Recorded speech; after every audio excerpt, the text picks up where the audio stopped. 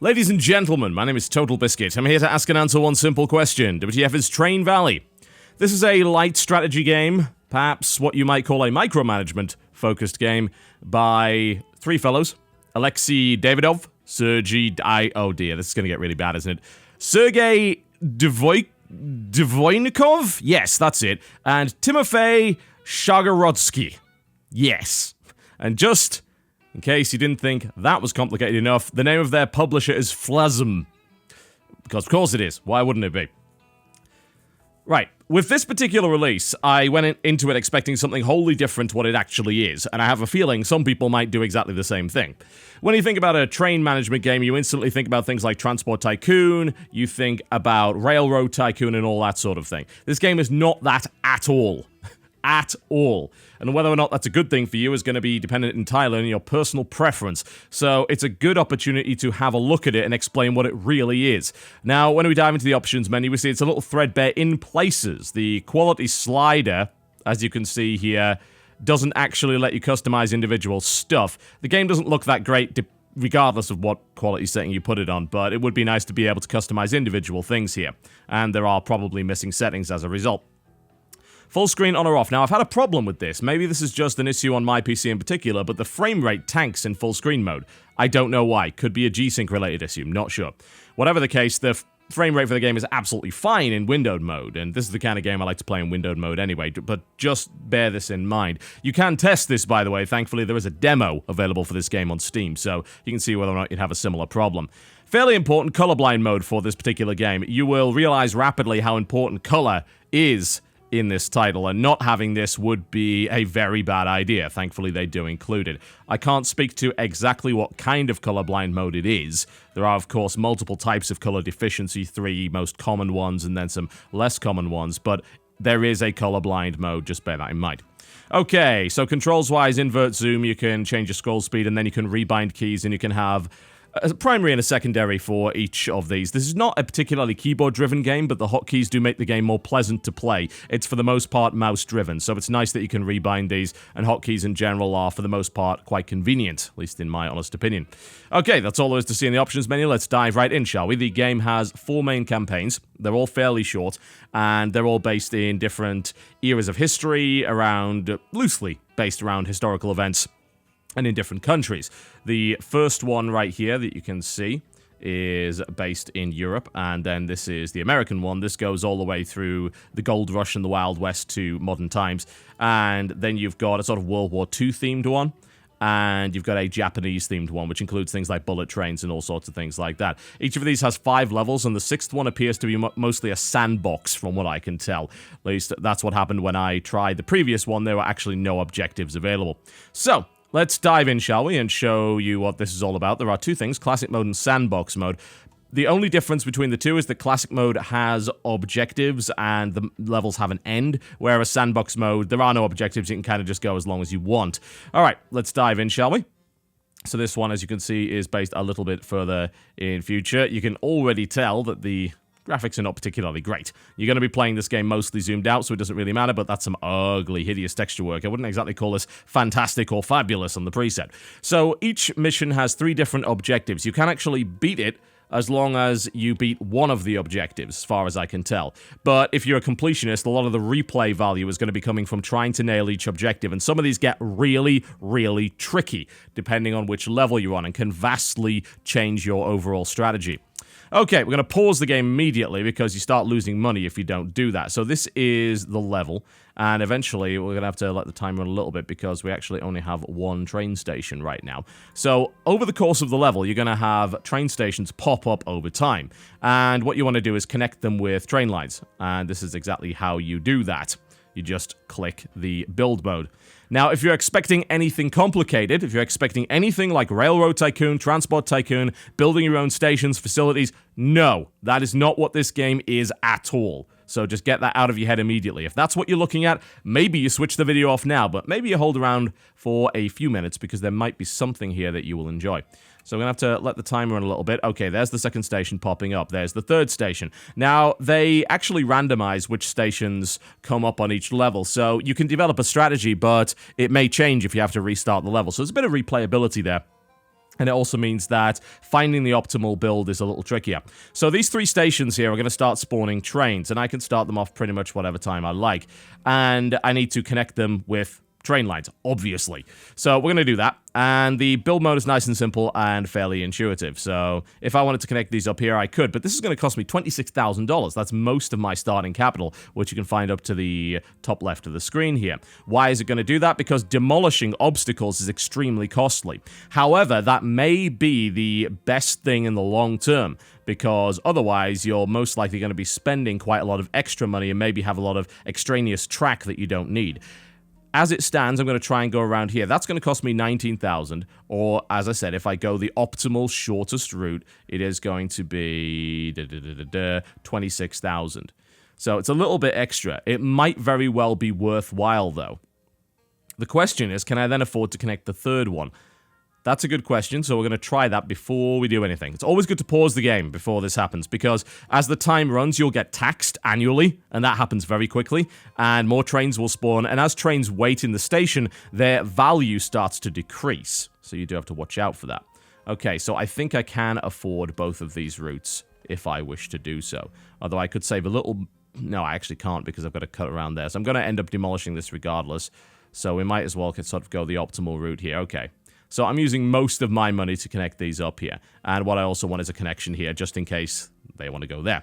So as you create these various junction points, it will create switches. Now, these switches must be micromanaged. So now that I've connected things up, once the rail lines build themselves, and that does take a little bit of time, and that actually matters in the game, because if a train tries to go over a piece of track which isn't properly built, it will crash. So now we have to send a train off. So I can request an additional train here. There we go. There it is. So this guy wants to go to the grey station here, and it's going to pay me $2,500. But as this train travels, it's going to lose value. It loses more value while traveling than it does while waiting in the station. So it's very tempting, and in fact, it's part of the sort of high-level strategy element of the game, to time your trains so that they're not waiting in the station for too long, so you have as many running at any given time. But if you end up having one stop, then not only is it going to lose momentum, but it's going to lose a ton of value in the process. So it's better to have it waiting in the station until you absolutely know you can do it. I'm going to send this one off now because I think this one's going to be quick enough to get out of the way first. Obviously, the last thing you want is your trains crashing. You might as well restart the level if you have a train crash, because most of the time an optional objective is don't have your trains crash, but it also loses you a ton of value. And actually keeping your head above water in this game is tricky. Very, very tricky. So there you go. Nice and simple. Not too hectic, right? Nothing to really worry about. This looks like a really easy game. No, it gets a lot more complicated. The more trains you add, the more routes you add, the more complex this gets. And you want to be doing it as fast as humanly possible. I'm pretty sure I clicked that and I lost a bit of value there as a result, which is kind of annoying. I must have missed it. So I can hit R to request another train. Now, can I get this one out in time? No, I don't think I can. They've got to use the same line here. Now, I could build an additional line, but then again, it adds complexity to my route. It makes things a little trickier, and of course, it costs money to build every little piece of track. So if I want this to go to red, I can probably start this one off now. As you can see, momentum and speed and timing is a big deal in this game. They start off slow, and they eventually gain speed. If they're going around curves, they'll be a bit slower and all that sort of thing. So you've got to factor all those sort of things into account. I'm going to pause the game here just to make this a little bit easier. So I'm going to start off this red train because that's going to make it in time. Now, based on the value of the train, you can guess as how many cars it's going to have. The lower value trains generally have less cars, and that's very important because they take up more track space if they have more cars. So your timing is going to be affected by that. Can my train get out of the way before another train crashes into it? Can I avoid stopping the train? Because I lose momentum, I lose value if I do that. So it seems really, really simple to start with, but it gets extremely complicated the further you get into the level. More stations are going to start popping up. You're going to have higher speed trains pop up as the era continues to advance in terms of time. Could send this guy off here, but maybe it's not a good idea. I'd love to maybe make a second train track route here, but I don't think I can afford it. So I'm going to have to keep running this way. This can go, no problem at all, but I will have to remember to switch over the train track, otherwise it'll go to the wrong station. Trains that go to the wrong station gain no value, they clog up your tracks, they're sometimes side objectives, they can become a bit of a nightmare to deal with. So you want to try and set up a network where every train can get everywhere in the most direct route possible, which is difficult. So there is simplicity in it. There's a lot of simplicity when it comes to track design, but simultaneously there is a lot of pre-planning that can go into it. And these randomly placed stations, there are like 6 or 7, maybe 8 station spawning locations on each map, and they sort of rotate as to which one comes up when. So it's not entirely random, but the position of these really affects your strategy, and you have to adapt to that. So I've got to build a lot of track here. This is going to be very costly. I could wait. The problem is that I've just got a train spawn that wants to go to the yellow station. So really, I should be investing in this, but I don't know if I could even afford it. I can't. I absolutely cannot. So I can start building the line if I so desire. And I'm trying to think, well, how can I make this line work? Now, is there a way that I can set it up so red can go there? Probably quite easily, yes, because I can just connect red over that road, so that shouldn't be too much of a problem, but I need to connect this. So I'm going to build this for the time being, then let this train run. I'll probably want to request an additional. Yeah, I think I can send this train off already. I have to wait for that one to cash in, and there we go. So I've got to change the track route and all that sort of thing. I'm frequently pausing because you absolutely have to do that. You can increase the speed if you want, and it's a good idea once you feel you've got a good flow going, but you absolutely should be pausing quite frequently because you can end up in a situation where everything is a complete and utter mess. Alright, cool, we can finally make that route work, but I can't send this guy out yet because there's one already going to orange. So maybe I want to request another train. Alright, that's going to silver. That's a pretty long route, but I can make it work. And I will need to change this switch as I do it, so I've just got to remember to do that. It can be a little bit brain-bending, especially at the higher speeds, and if you're trying to get all the objectives done, it can certainly be somewhat complex. Now, I don't have any criticisms of it. There aren't actually that many criticisms that I can levy at it, because it's a... there we go. It's an interesting game that is, on its surface, extremely simple, but is actually quite difficult to master. The high-level strategy element of it is very basic, but it uses very simple skills like timing and figuring out different speeds relative to what's going on and building the most efficient route. It's almost like it takes small parts of existing, more complex transport strategy management games and boils it down into a more real-time focused essence. This is not the sort of thing that you can sit around and just let happen. You have to micromanage consistently. This is a game about micromanagement. If that is not what you are looking for, please don't buy it, because it is not the game that you want. No doubt about that. And I've seen some disappointment in the Steam reviews. People saying, you know, this wasn't the game that I was hoping for. Well, really, the game had a demo, and it was reasonably clear about what it was. So I don't really think that most of the complaints are really valid. I think that there were people that wanted something that this game was not. As to whether or not this game ever advertised itself as such, well, that is a different question entirely. I really don't think that it did. I think it was relatively clear. But I don't blame people for wanting a more complex transport management game, because we don't have that many of them, and the ones that we do have are perhaps not incredible.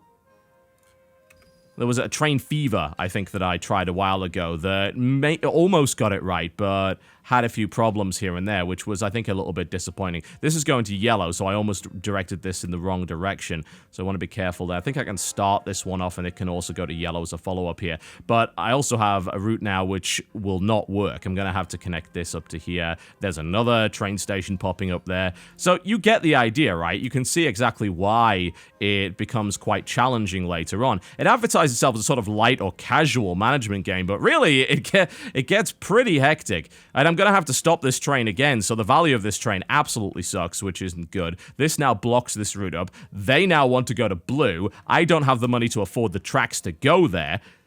Yeah, it seems simple, but really, it's quite hectic at times. Quite hectic indeed. And this track isn't even clear, so they want to go... This is a high-value train that I can't even move right now. I could maybe make a route through this tunnel in order to access that, but I probably don't have the money. Especially since there's an obstacle there, which is going to cost a great deal to demolish if I want to go through the truly optimal way of doing things. So that sucks. I'm going to have to wait for that one to cash in. We've got another one here that wants to go to red. Can't do that right now. And we fail because I ran out of money. There you go. More complicated than it seems.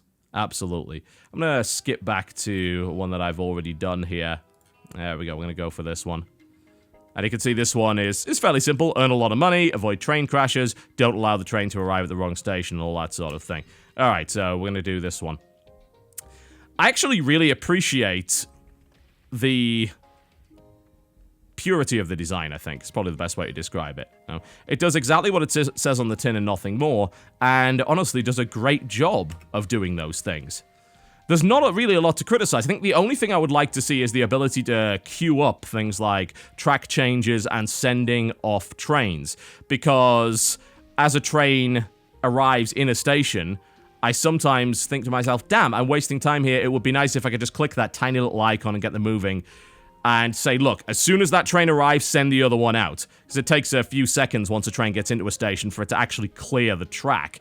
That would be nice. And also being able to queue up track switches while a track is not while a switch is not accessible. So, for instance, when there's a train going over it, that would be handy. I'd also like the send train buttons to be a little bit bigger than they are. They're really quite small, and I often misclick it. Because I actually wonder if you could just click the station icon instead of the little thing. I guess there's one way to find out. On this level, I've got a lot of money, so what I probably want to do is set up a second track, so maybe I can start off another train going from here.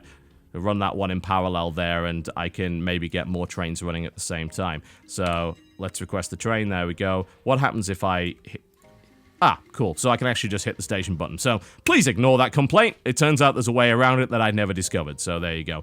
And now this one can run up here while this one runs down here, and that'll allow things to become a little bit more efficient. Easy to learn. Absolutely, without question, hard to master. Is this timing right? Ah, it is. Oh, that was so close. Okay, there we go. It is. All right, now I'll probably want to make another track along here as well. Just so that I can have additional trains running at any given time. Make sure it goes in that particular direction. There we go. Okay, cool. We're in a good position now. It's really quite enjoyable and satisfying, honestly. Light strategy it may be, but it is a strategy game nonetheless, with a real-time element to it. And if that is not what you're looking for, don't even go anywhere near it. If you're expecting Railroad Tycoon or Transport Tycoon, this game is in no way that. It reminds me a little bit of a train version of Flight Control. I believe it was Flight Control. Please, yes, not Air Control. Don't confuse it with Air Control, that weird, horrible piece of shovelware. Ignore that. Flight Control, which was considered something of a kind of casual classic. And while it's easy to learn, it's not easy. Especially if you're trying to achieve all of the objectives. It is absolutely not an easy game at all. Okay, that's now going to blue. Want to switch that around here. I think there's maybe room to add a little bit more complexity, perhaps. Maybe you could control the speed of certain trains, for instance. Maybe you could deliberately say, I want a fast train now from here, or a slow one. It does throw a bit of a spanner in the works when you end up getting a faster train than you used to because the era has advanced. And suddenly it says, yeah, this is a much, much quicker train now. You're going to have to adapt to that because the rhythm that you've got used to no longer works. But maybe it would just be a case of overcomplicating things. I think in its current form, it's actually really quite elegant. I'm a bit worried about the replay value because the sandbox mode doesn't really seem to have much of a point to it. It seems to be more about practice than anything else. As far as I can tell, there isn't a leaderboard or anything else. There's no online competition or daily challenges that would perhaps make that mode better. That's possibly something they want to think about adding as additional content to keep people playing on a more regular basis. All right, we can actually connect this up now. And that's actually really handy because we can completely avoid this train, which is wonderful. So we can get this one set off almost immediately. Oh, I hope this connects in time. Looks like it will. That's good. That's good. But when everything clicks into place, it is incredibly satisfying. When it doesn't, oh man, I have found a lot of frustration with this game, and it's not the game's fault. The game has not caused that. There's no part of the visual design in particular that doesn't give me all the information I could possibly need to make a good decision. I simply fail to do it. I get a little bit cocky. I try to run a few too many trains at any given time because I'm constantly trying to keep my cash flow going. You are really on the razor's edge when it comes to this game's economy, and as you've noticed in the later levels, it can be very, very difficult to properly balance your income with your expenditure. And a lot of that comes down to your personal skill. It's not ever really a factor outside of your control. There is a little bit of randomness, absolutely, as to which station pops up at any given time. And as far as I can tell, it randomly determines which station a new train is going to come from as well. So I can understand there's a little bit of that can kind of screw with you, but really it's about adapting your strategy. I don't think the game screws you over actively at any point. I think the game is firm but fair, which is a testament, I think, to good design here. It's also worth noting the game's $10. That's worth considering. While I have said that I'm a bit concerned about the replay value, and that is true, it's also $10. Ah, damn it. I sent that down the wrong route. That screwed everything over, I made a mistake there. The point was to send it down this route right here. Maybe I can get away with it if I do, maybe there's a possible connection here. There we go. I can connect that through there. There we go. And then we can send the green off and not really worry about collisions. Good, good, good. The concerns about replayability and all that sort of thing are maybe alleviated somewhat by the price tag. Pretty low price tag. Yes, you can blitz through the game very quickly, but that's without completing all of the objectives. So if you're the sort of person that is okay with redoing levels, trying to do that, then I think you'll be getting a decent amount of enjoyment out of this game, especially considering that the stations that come up every time are not the same. So that does make things a little bit more interesting. I don't think I can... No, I can't get that one out in time. That's a faster train, so we're not going to have any luck there. All right, that's going to go that way, that way. We need a connection here. You can do a little bit of pre-planning, but once you've got a lot of trains going at any given time, it is very difficult to pre-plan all of your switches, so you've got to get the timing correct. I mean, for instance, I actually have no easy way of getting this to red here, so I'm going to have to probably build a completely new track. And it's kind of because I've screwed up this junction here, it's a little bit of a mess. It needs to be more efficient. So I actually might have to build a route out here instead, which is not optimal. Not a fan of that, but it's the only way I can really make it work. There we go. So that's going to go down there, down there, down there, down there. We need this to go that way in order for that to work correctly. That's good, okay. Let's request an additional train. This is going to blue. Can we make that happen? This is going to go all the way around here. So we can make it happen if we use this line instead. So if it goes up there, down there, and then connects through here, we'll be fine. There we go. So we can make that work. He says in before he sends the thing to the wrong damn place or something along those lines. I actually like it a lot. Maybe you're a bit surprised by that because I almost screwed this up. I am absolutely the sort of person that would love a new Transport Tycoon. No doubt. Absolutely. I would dig it. I mean, I love Transport Tycoon. It's one of my favorite games of all time. I was never any good at it, but I still enjoyed it. Alright, we're going to have to send this one around this way now. Now they want a blue going this way. We can do that as long as we use this track here. No! It's got... Damn it! Screwed it up. That's a horrible, horrible screw up. And now it's going to have to turn around and...